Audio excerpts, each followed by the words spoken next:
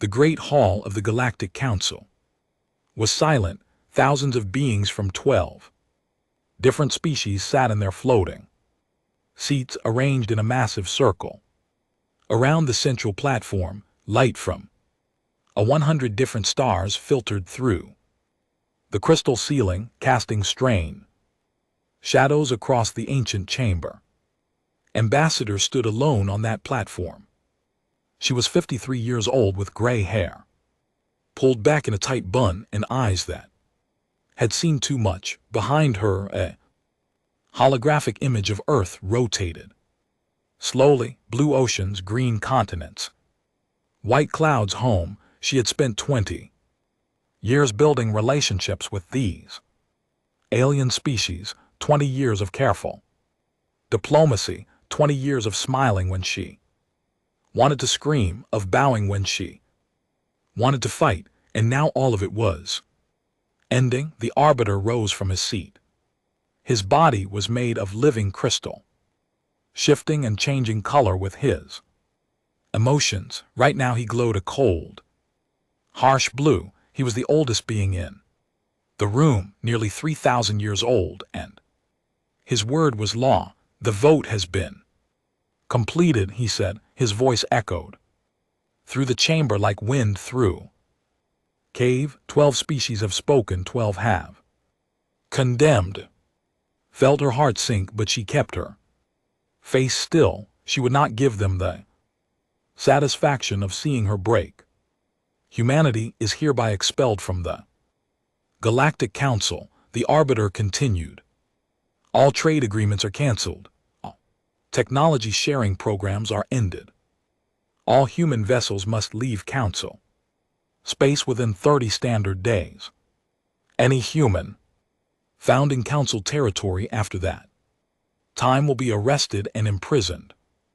Murmurs rippled through the crowd. Some of the aliens looked pleased, others looked uncomfortable, a few noticed looked sad. Furthermore, the Orbiter said, raising one crystalline hand for silence, all records of humanity will be erased from galactic archives. Your species will be removed from star maps. Your history will be forgotten. It will be as if you never existed. Stepped forward. May I speak? The Orbiter paused for a moment. She thought he would refuse, then he nodded. You may. She looked around the chamber, meeting the eyes of beings she had once called friends. The Ambassador looked away. The gaseous M representative simply floated in silence. Only the delegate, a small reptilian creature with sad eyes, held her gaze. I want to understand, said her voice calm and steady. What exactly is our crime? The Arbiter's crystal body shifted to an angry red. You know your crime, human. Your fleet attacked Council protected vessels. Your soldiers killed Council citizens. You violated 17 different treaties and ignored direct orders from this body. We saved lives, said simply. You interfered. We saved lives, she repeated. Refugees were being transported to slave markets. Their children were being sold.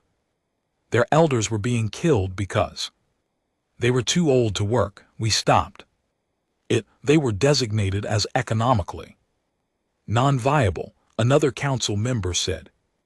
He was a massive creature with gray skin and small eyes. Their planet was dying. They could not pay their debts. The resettlement program was perfectly legal. Legal, laughed, but there was no humor in it. You call slavery legal. You call murder legal. We call it necessary. The Arbiter said coldly. The galaxy runs on order, human, on rules, on systems that have worked for 10,000 years. You have been part of our community for barely 2 centuries, and already you think you know better than us. Shook her head slowly. We don't think we know better. We just think that some things are wrong, no matter how old the rules are. Selling children is wrong. Killing the helpless is wrong, looking away while others suffer is wrong, and who gave you the right to decide what is wrong? The orbiter demanded. Who appointed humanity as the moral judges of the galaxy? No one admitted, but when we saw those ships carrying slaves, we couldn't just watch. When we heard the screaming of mothers being separated from their children, we couldn't just follow orders. We are human, we help, it's what we do. The chamber erupted in angry voices. Aliens shouted in a dozen different languages. Some demanded harsher punishment, snorts, others called for humanity's complete destruction. The arbiter raised his hands and slowly the noise faded. Your words change nothing.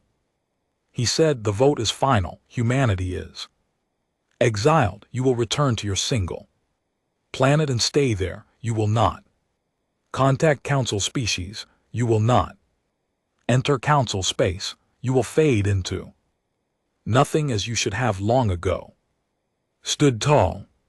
She would not cry, she would not beg. She had known this moment was coming from the instant her fleet had opened fire on those slave ships. She had made her choice and she would live with it. Very well, she said, we accept your judgment, but I want you to remember something. And what is that?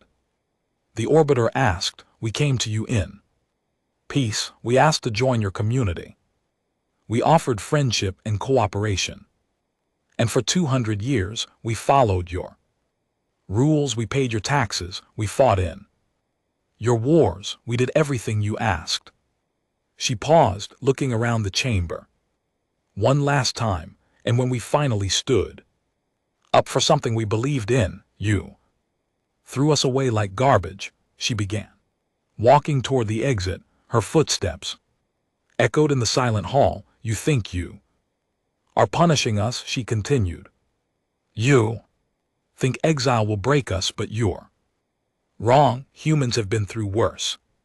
We have survived ice ages and plagues and wars that nearly destroyed us. We have climbed out of every hole we have ever fallen into, and we will climb out of this one too. She reached the door and paused, turning back to face the orbiter one final time. You said that in 1,000 years no one will remember us, that we will be forgotten. She smiled, but it was a sad smile full of pain and determination. You're wrong. In 1,000 years you will remember this day. You will remember the moment you made an enemy of humanity, and you will wish with all your hearts that you had been kinder. The orbiter's crystal body flickered with uncertain colors. Is that a threat? No, said softly, it's a promise. She walked through the door and did not look back. The journey home took 3 weeks. Spent most of it alone in her cabin, staring out at the stars. So many stars, so many worlds, and now all of them were closed to her people forever. When her ship finally entered Earth's solar system, she found a fleet waiting for her. Not warships, but civilian vessels, thousands of them. They had come to escort her home, to show her that she was not alone. As she stepped off her ship onto the soil of Earth, she was met by a crowd of millions. They had gathered from every nation, every city, every corner of the planet, and they were not crying. They were not afraid.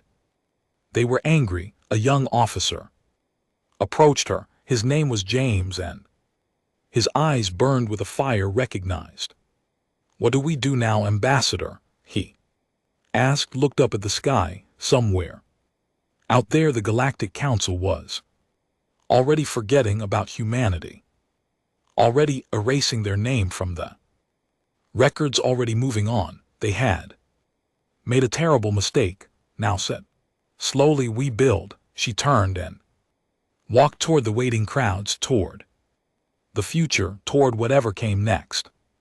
Behind her, the sun was setting, but knew that somewhere, somehow, a new dawn was coming, and the galaxy would never be the same. 30 years had passed since the exile, 30 years of silence, 30 years of struggle, and 30 years of building.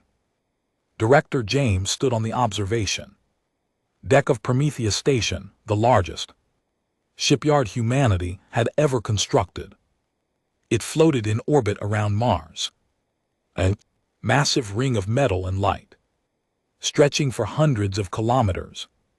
Through the thick glass windows, he could see the skeleton of a warship taking shape. Workers in spacesuits moved along its hull like ants on a fallen tree. He was 82 years old now. His hair had turned white and his body moved slower than it used to, but his mind was still sharp and his heart still burned with the same fire that had ignited 3 decades ago. A young woman entered the observation deck. Her name was, and she was the engineer humanity had ever produced. She was small, with short black hair and eyes that seemed to see through everything. The new drive is ready for testing, she said. We think it will work this time. James nodded slowly. They had failed 17 times before. 17 explosions, 17 setbacks, but they had never stopped trying. Show me, he said. They walked together through the station's corridors. Everywhere they went, they saw people working, scientists studying data on glowing screens, engineers arguing over designs, workers carrying materials and tools. The station never slept. There was too much to do. When the council cut us off, said as they walked, they thought they were killing us. No more advanced technology, no more alien materials, no more help from anyone. They underestimated us, James said, smiled. They did. When we couldn't buy alien technology, we built our own. When we couldn't trade for rare materials, we found new ways to make them. When the old physics didn't work, we wrote new equations. They reached a large laboratory at the heart of the station. Inside, a team of scientists gathered around a strange device. It was small, no bigger than a car engine, but it hummed with power that made James's teeth ache. This is the Prometheus drive, said proudly. Council ships use something called fold space technology. They bend space to travel between stars. It works, but it's slow and it uses massive amounts of energy. And this is different.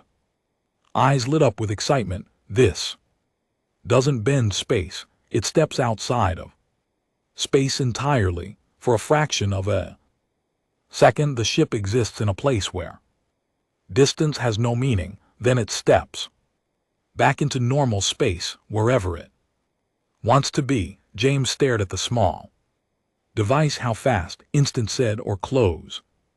Enough.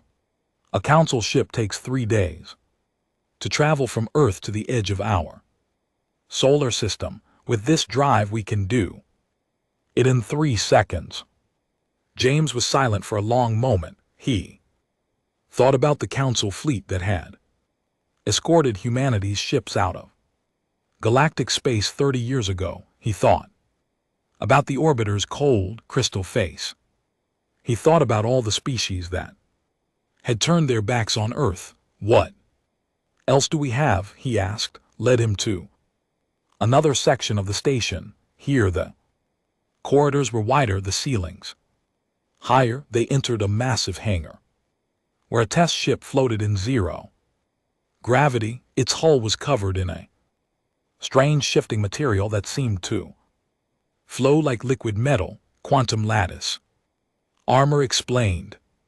When something hits it, the armor distributes the energy across the entire hull instantly. A weapon that would punch through normal metal just makes the whole ship shake a little. Can council weapons break it? We don't think so. Their weapons are powerful, but They're old, they haven't changed in thousands of years. Why would they? No one has ever challenged them. They continued walking, showed him factories that could build a warship in weeks instead of years. She showed him weapons that could create tiny black holes and fire them at enemy vessels. She showed him communication systems that could send messages across the galaxy faster than light. We've been busy, James said. Quietly, we had no choice, replied. The council thinks we're dying out here. They think we're starving and fighting each other. They've probably forgotten we exist. Have we sent any ships out to check on the galaxy? Hesitated. A few small ships, hard to detect. They've brought back information, and the council hasn't changed. They're still doing the same things they always did, still enslaving species that can't pay their debts, still erasing anyone who disagrees with them. Though we saved, most of them died anyway. Council hunted them down. James's hands tightened into fists. Then we have more work to do. That night James called a meeting of humanity's military leaders. They gathered in a large conference room, generals and admirals from every nation on Earth. Old rivalries had been forgotten in the years since exile. There was no more America or China or Russia. There was only humanity. We have the technology now, James told them. We have ships that can outrun anything the council has. We have weapons they've never seen. We have armor they can't break, so we attack. One general asked eagerly. No, James shook his head firmly. We're not conquerors. We're not going to become what they are. Then what do we do? James stood and walked to the window. Outside he could see Earth in the distance, a small blue dot against the black of space. His home, his people's home. The council threw us away because we help the helpless, he said, because we refuse to watch innocent people suffer. They called us dangerous. They called us aggressive. He turned back to face the room. Maybe they were right. Maybe we are dangerous, but only to those who hurt others. He pressed a button and a star map appeared on the wall. It showed thousands of systems, each one marked with different colors. These are the forgotten ones, James said. Species the council has abandoned, peoples they've enslaved, worlds they've destroyed. They're scattered across the galaxy, hiding, dying, waiting for help that never comes. You want us to save them? An admiral asked. I want us to offer them a choice. James said, join us not as servants, not as subjects, as equals, as family. The room was silent. Then slowly, one by one, the leaders began to nod. We were alone, James continued. We know what that feels like. We know the fear, the despair, the feeling that no one cares whether you live or die. We will not let others feel that way. He looked around the room at the faces of humanity's defenders. The council wanted to erase us from history. Instead, they gave us 30 years to prepare, 30 years to grow strong, 30 years to decide who we wanted to be. He smiled grimly. We are ready now, not for war, not for conquest, but for something harder, something better. What's that? Asked. James looked out at the stars. We're ready to be the help we wished we had. We're ready to be the friends we needed. We're ready to show the galaxy that power doesn't have to mean cruelty. He turned back to his officers. Tomorrow we begin. Tomorrow we find the forgotten. Tomorrow we offer them hope. And somewhere in the depths of space, 100 ships powered up their engines, their Prometheus drives humming with impossible energy, ready to carry Humanity's promise to the stars.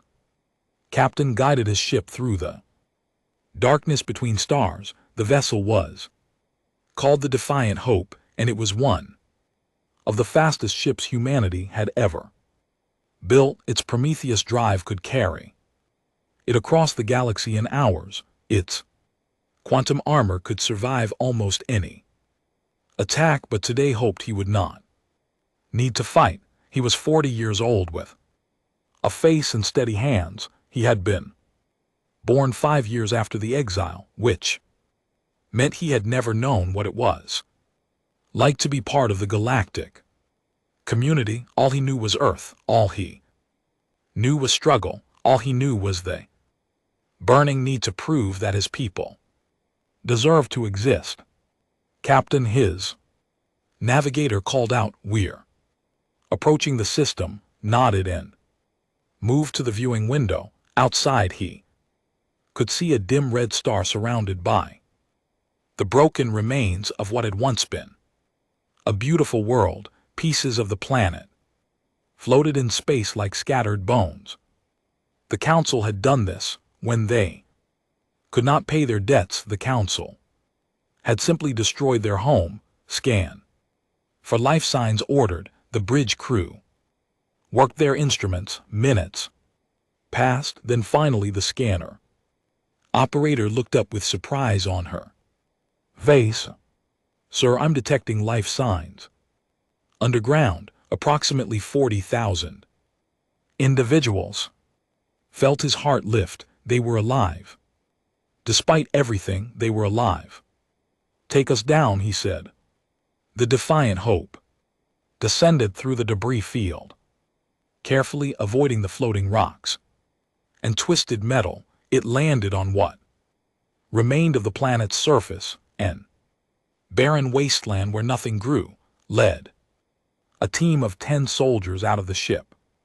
They wore environmental suits because the air was no longer safe to breathe.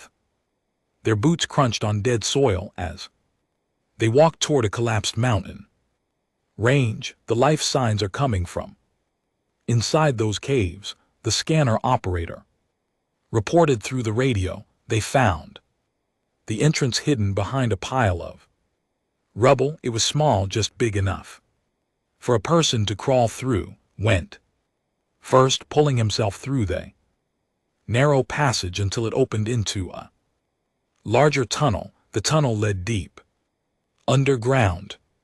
They walked for almost an hour, following the scanner's directions. The walls were marked with strange symbols that did not recognize the language. He guessed messages left by a dying people. Finally they emerged into a vast underground chamber, and there, huddled together in the darkness, were the survivors.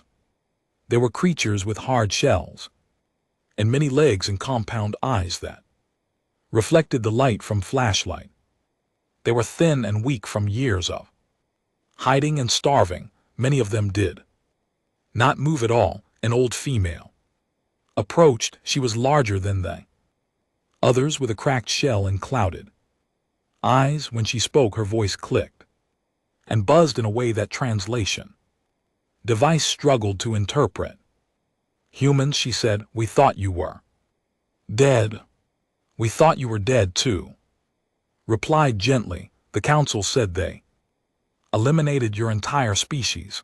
The old made a sound that might have been laughter or might have been crying. "They they destroyed our world. They hunted us across the stars, but some of us survived. We hid here in the ruins of our home, and we waited for what? We did not know. Death perhaps, or maybe something else."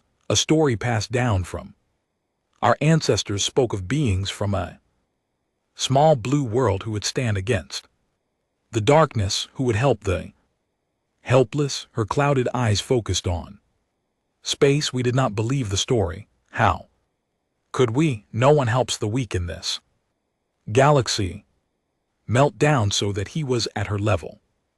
"What is your name?" "I am called Matriarch. I lead what remains of my People, Matriarch said carefully, I am captain of the Terran Coalition, and I am here to tell you that the story was true. He explained everything. He told her about the exile, about the 30 years of building, about humanity's decision to find and help the forgotten species of the galaxy. He told her about the ships waiting in orbit, filled with food and medicine and hope. Listened in silence. When he finished, she was quiet for a long time. Why? She finally asked. Why would you help us? We have nothing to offer you. We are broken, useless. The council said we were economically non-viable.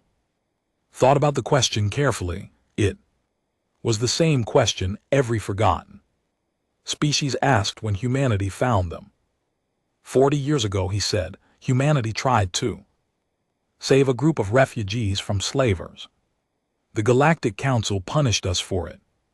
Snorts, they threw us out, cut us off, tried to make us disappear. Do you know what they said our crime was? Shook her head. They said we were too aggressive, too dangerous, too willing to fight for.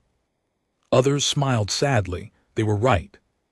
We are all of those things, but we're also something else. We remember what it's like to be alone. We remember what it's like to have no one care whether we lived or died, and we decided that we would never let anyone else feel that way if we could help it. Slowly reached out one of her many limbs and touched hand. Her shell was cold and rough against his skin. The council fears you, she said. Good. They will come for you eventually. They will bring all their ships and all their weapons, and they will try to destroy you. Probably. And you still came here. You still risked everything to help us, stood up, and offered his hand to help her rise. That's what humans do. Over the next few weeks, the defiant hope transported the survivors to a new world. It was a small planet in a system that no one wanted, but it had clean air and fresh water and room to grow. They called it new, and they began the long work of rebuilding their civilization. They were not the last. Word spread through the forgotten corners of the galaxy. Humanity was searching for survivors. Humanity was offering help. They came next, the same species that humanity had first tried to save 40 years ago. They had been scattered across a dozen hidden colonies, always running, always afraid. Now they had a home again. Then came the silicon-based species that thought and moved slowly compared to other beings. The council had declared them useless and abandoned them. Humanity welcomed them. Then the telepaths who had been hunted for their abilities. Then they Axiom Collective, machine intelligences that the council called abominations. Then dozens more species, each with their own story of loss and survival. Admiral, old now but still strong, stood before the first parliament of the Terran Coalition. Representatives from 23 species filled the chamber. Some had legs, some had wings, some floated special containers, some were made of metal and light, but all of them looked at her with the same expression, hope.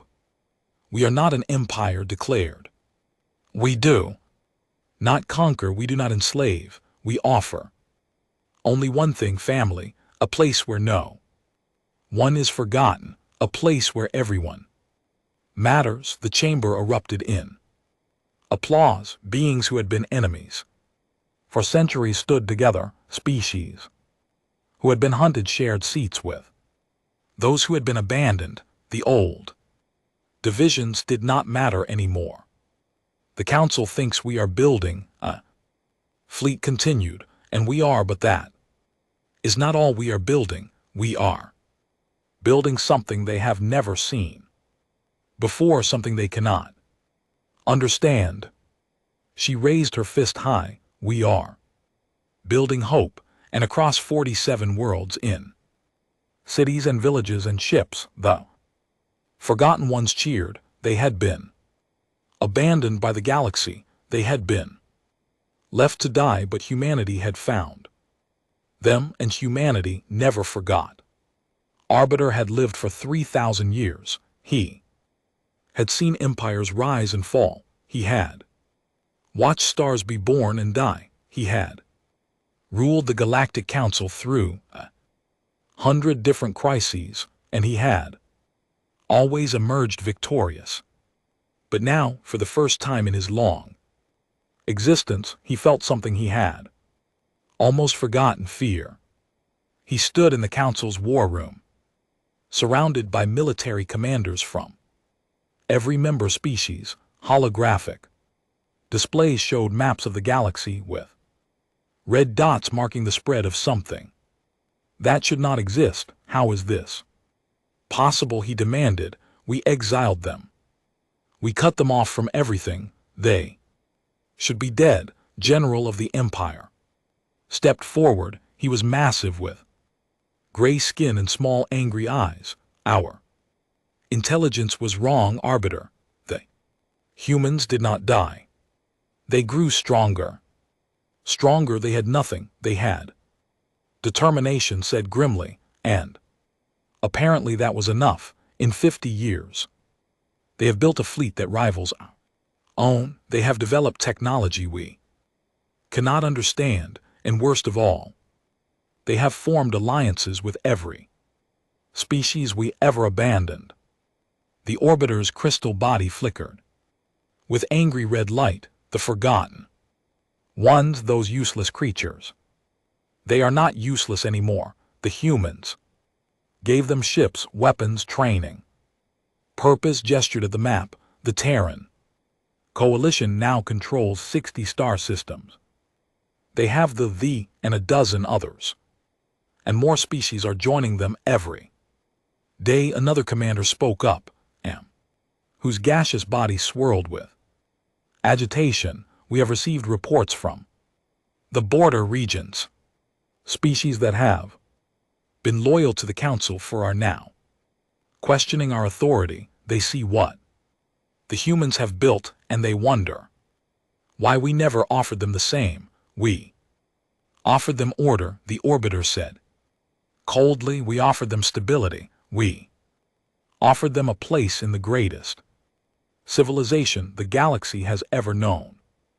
We offered them slavery, corrected quietly. We offered them poverty and fear, and the promise that they would always be beneath us. The humans offer them something different, and what is that? Equality. The Arbiter was silent for a long moment. His crystal form shifted through colors from red to blue to a sickly green. Finally he spoke. Then we must destroy them before this disease spreads any further. The Council assembled the largest fleet in galactic history.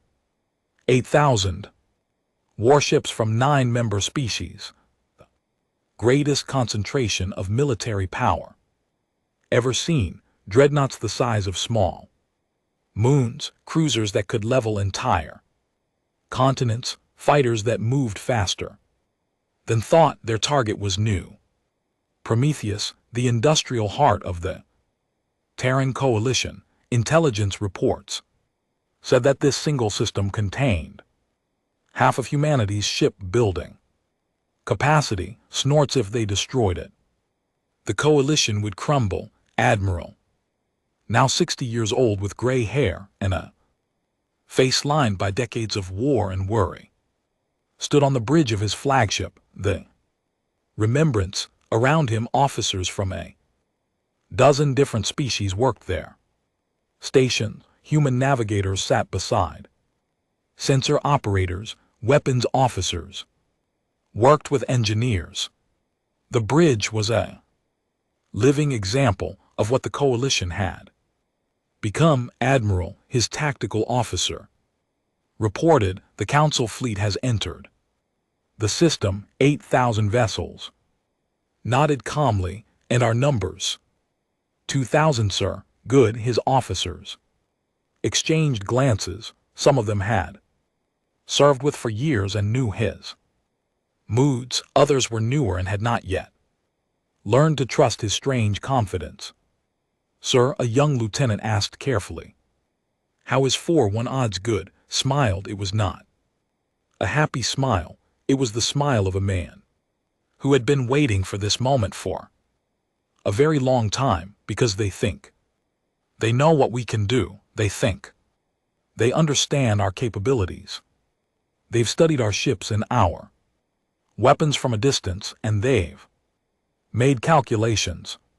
He turned to face the main viewing screen where the massive Council fleet was appearing out of fold space, but they've never actually fought us, and they have no idea what's coming. The Battle of New Prometheus began at exactly 1432 Coalition Standard Time. The Council fleet advanced in the classic formation they had used for 10,000 years, heavy ships in the center, lighter vessels on the flanks, fighters screening ahead. It was a formation that had crushed 100 different enemies. Waited until they were fully committed. Then he gave a single order: execute. The coalition fleet did something impossible. One moment they were in a defensive position near the planet. The next moment they were everywhere. The Prometheus drives allowed them to appear instantly anywhere in the system. Coalition ships materialized inside the Council formation, beside it, behind it, all around it. The Council commanders had never seen anything like it. Their carefully planned formation fell apart in seconds as they tried to respond to enemies that seemed to be everywhere at once. The swarm fighters struck first. Thousands of tiny ships piloted by beings with compound eyes and reflexes. Faster than any human, they tore through the Council fighter screen like a blade through paper. Then the main fleet engaged. Coalition weapons were things the Council had never faced. Singularity torpedoes created tiny black holes that ripped apart enemy cruisers. Quantum disruptors destabilized enemy reactors. From the inside, focused gravity beams crushed dreadnoughts like paper cups. But it was not just technology that won the battle. It was coordination. It was trust. It was 1,000 different species fighting together as one. Dreadnought tried to ram a human cruiser. Living ship intercepted it, its silicon body absorbing the impact, while coalition fighters destroyed the enemy vessel. A squadron of Council destroyers targeted a group of medical ships. Human Marines boarded the destroyers and captured them before they could fire. 6 hours, that was how long it took. When it was over, the greatest fleet in galactic history had been reduced to floating debris. Half the Council ships were destroyed, a quarter had been captured, the rest fled into fold space, running back to Council territory as fast as their drives could carry them. Coalition losses were 400 ships. Heavy, but acceptable, and thanks to the medical corps and the telepaths who could locate survivors in the wreckage. Most of the crews had been saved. Stood on his bridge as the final Council vessels disappeared. His hands were shaking slightly. He had spent his entire adult life preparing for this moment, and now it was over. Sir, his communications officer reported the Council flagship is requesting a channel. Put it through. The face of Arbiter appeared on the screen. His crystal body was fractured in several places and his light pulsed weakly. He had survived, but barely. You have made a terrible mistake, human, he said. His voice was no longer commanding. It was afraid. The Council will not forget. This, we will return with more ships. More weapons, we will destroy you. Utterly. Lean forward, you're welcome to. Try, but before you do, I want you to deliver a message to your council. What? Message, we do not seek war, we never did. All we ever wanted was to be left alone to help those you abandoned. If you had let us do that in peace, this battle would never have happened. He paused, but we will never again bow to those who would erase us. We will never again watch while you enslave and murder the helpless. If you come for us again, we will be ready, and next time we will not stop at your fleet. We will end your council entirely. The orbiter stared at him for a long moment, then the channel went dark. Turned to his crew, humans and a dozen other species, all looking at him with exhaustion and pride. Today, he said quietly, we prove that they are not invincible. Today we showed the galaxy that the forgotten matter, that the weak can become strong, that friendship and trust are more powerful than fear. He looked out at the debris field, at the shattered remains of the fleet that had come to destroy them. This is not the end. They will come again, but when they do, we will be waiting together. And across 60 star systems, the Tan Coalition celebrated, not because they had won a battle, but because they had proven something far more important.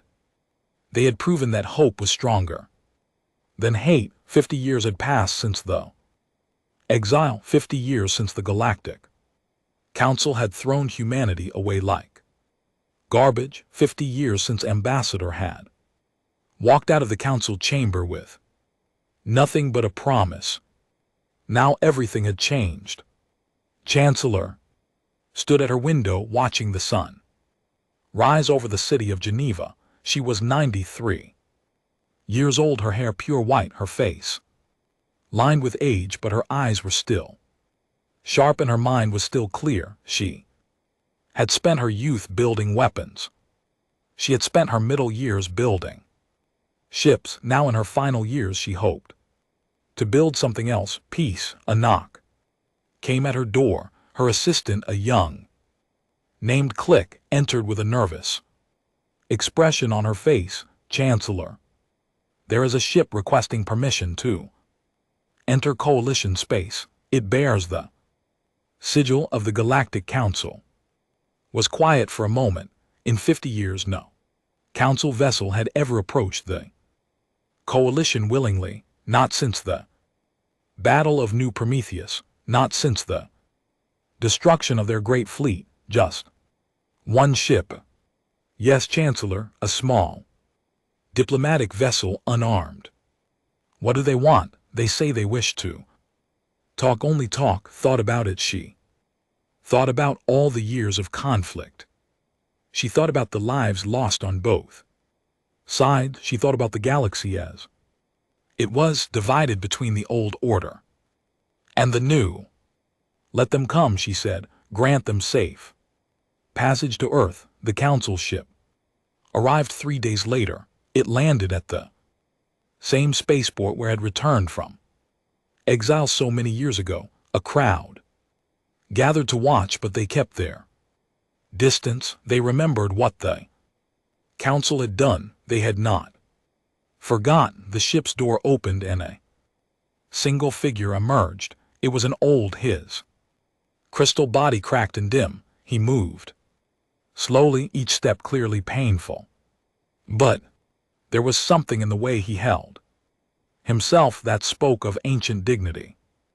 Recognized him immediately. Arbiter, the same being who had pronounced humanity's sentence half a century ago. The same being who had sent the great fleet to destroy them. She walked forward to meet him, ignoring the protests of her security team. She was old, she was tired, and she had no patience left for fear. Arbiter, she said calmly, you are a long way from home. Looked at her with eyes that had seen 3,000 years of history. Chancellor, I remember when you were just an engineer, a young woman, with clever hands and dangerous ideas. And I remember when you ruled the galaxy. Time changes many things. They stood in silence for a moment, these two ancient beings who had shaped the fate of worlds. Around them the crowd watched and waited. May we speak? Privately, asked, nodded. Follow me. She led him through the streets of Geneva. It was a strange procession, the old human woman walking slowly, the older crystal being shuffling behind her. They passed through markets where merchants sold goods beside human vendors. They passed parks where children of a dozen species played together. They passed monuments to the fallen, to those who had died building. The coalition saw all of it, and slowly the colors in his crystal body began to shift, not to anger or fear, but to something had never seen in a before. Wonder. This is not what I expected, he admitted. What did you expect? An empire, a military state order maintained through force, as we maintain it, as all great civilizations have maintained it throughout history. Smiled slightly. We tried something different. They reached her office, a simple room with large windows overlooking the city. She sat down in her chair, feeling the ache in her old bones, remained standing, looking out at the world humanity had built. Why have you come? Asked directly. Was quiet for a long time. When he spoke, his voice was softer than she had ever heard it. The council is dying, I know. After the Battle of New Prometheus, we lost control. Species that had been loyal for began to question us. Some left to join your coalition. Others simply stopped following our orders.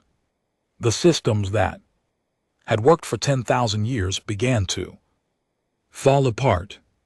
And you blame us. I did at first. He turned to face her. I told myself that you had infected the galaxy with dangerous ideas, that you had corrupted the natural order, that if we could just destroy you, everything would go back to the way it was. But then I began to watch your coalition. I sent observers.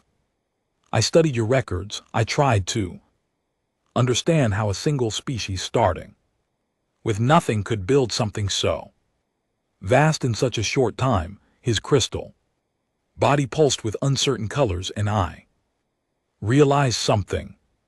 What? We were wrong, not just about you, about everything. Leaned back in her chair. She had imagined this conversation many times. Over the years, she had prepared arguments and evidence and logic explanations. But now, faced with the reality of it, she found that she did not need any of them. What specifically were you wrong about? Began to pace, his crystal feet clicking against the floor. For 10,000 years, we believed that order was the highest good, that stability was more important than anything else. We built a system where everyone had a place and everyone stayed in that place. We thought it was perfect, but it wasn't.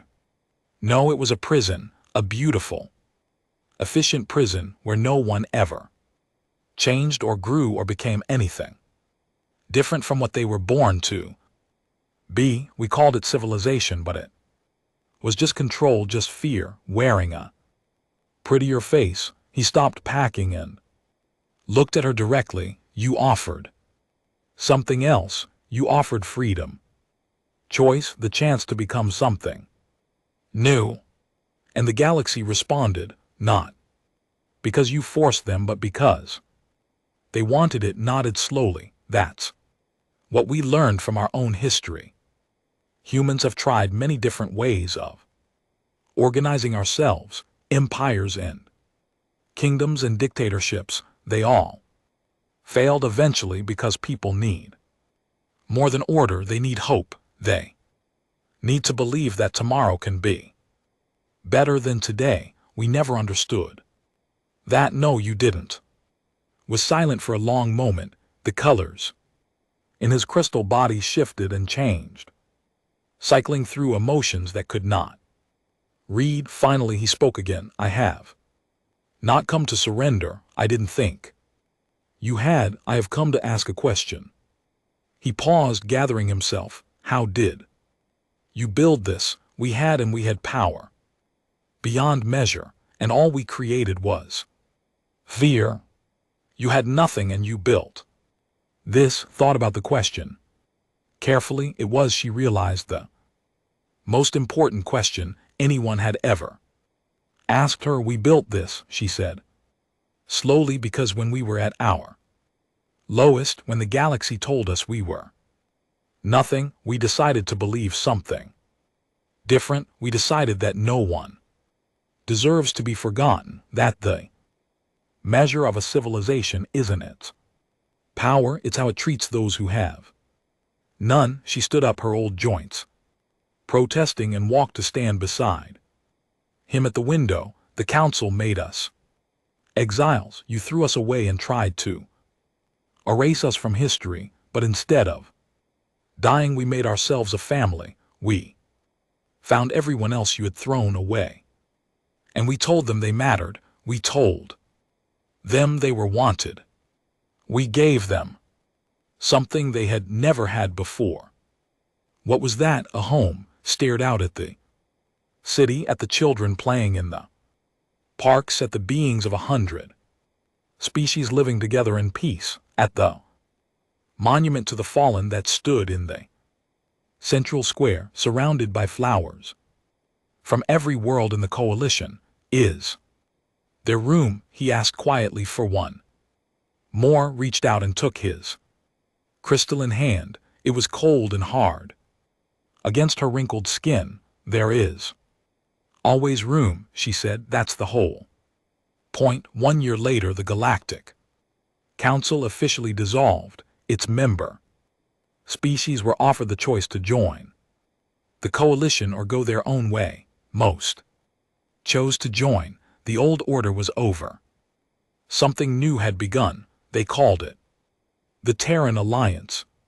Though humans were now just one species among many, the name was kept as a reminder that once long ago a small blue world had been thrown away by the galaxy, and instead of dying, it had reached out its hand to everyone else who had been forgotten. In the end, humanity was not remembered for its warships, though they were mighty. It was not remembered for its technology, though it changed the stars. It was not remembered for its victories, though they were many. Humanity was remembered for the simplest thing of all. When the galaxy forgot them, they chose to forget no one, and in that choice they changed everything.